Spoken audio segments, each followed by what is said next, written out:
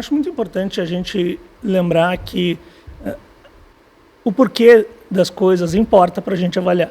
Se eu sair aqui na rua e cometer um crime e um policial me prender, ele está cumprindo a lei. Se eu sair aqui na rua e um policial simplesmente me atacar sem motivo nenhum, me prender e disser eu só te solto se tu me der dinheiro, ele está violando as minhas liberdades fundamentais e ele está cometendo um crime. Um país colocar tarifas contra o outro não é uma violação. Um país colocar tarifas contra o outro e dizer se vocês fizerem algo que eu quero na política interna de vocês, eu baixo essas tarifas, é uma violação. O porquê das coisas importa e importa muito.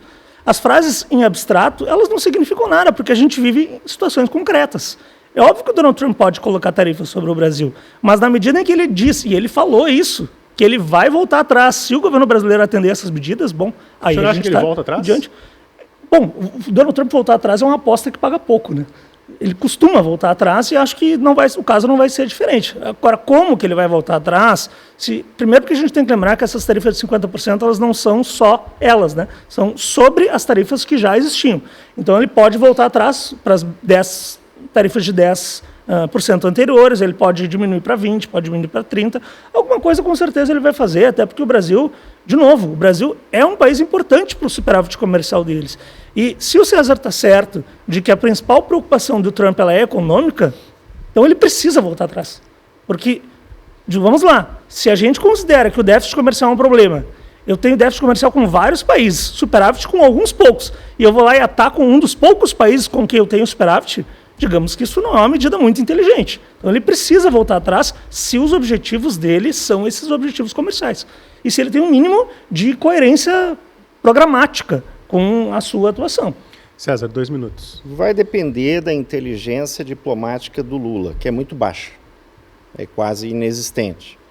E de Celso Amorim, que também, digo, é muito baixa, quase inexistente, pouquíssimo, quase zero nível de diálogo. Né? Se o presidente da República, né, continuar fazendo piadinha, brincando com essa situação e colocando em risco as cadeias produtivas brasileiras, nós vamos ter um grande problema.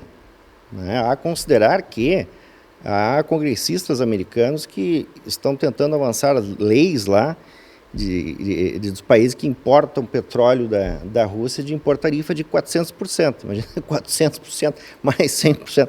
Mas só para acabar num tom mais ameno e para trazer para a questão do Rio Grande do Sul, né? Eu acredito que para o Rio Grande do Sul não teria um impacto assim tão significativo, né? Até porque estava estudando a composição da pauta, grande parte é tabaco. Né, e o tabaco exportado ele vai para o hub muito grande na Bélgica, né, e poderia ser também redistribuído num caso que valesse a tarifa de 50%. Né. A questão das armas também, São Leopoldo teria um impacto significativo, mas a produção da Taurus também já está dentro dos Estados Unidos, então estaria isenta das tarifas. Né.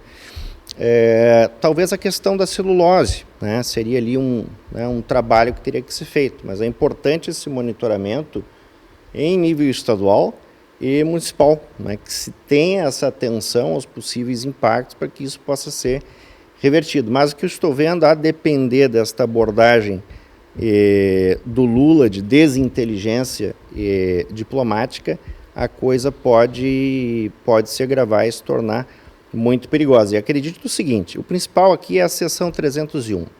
São violações que foram cometidas, há sim essa violação à soberania americana, isso é flagrante, né? Isso é um fato. Né?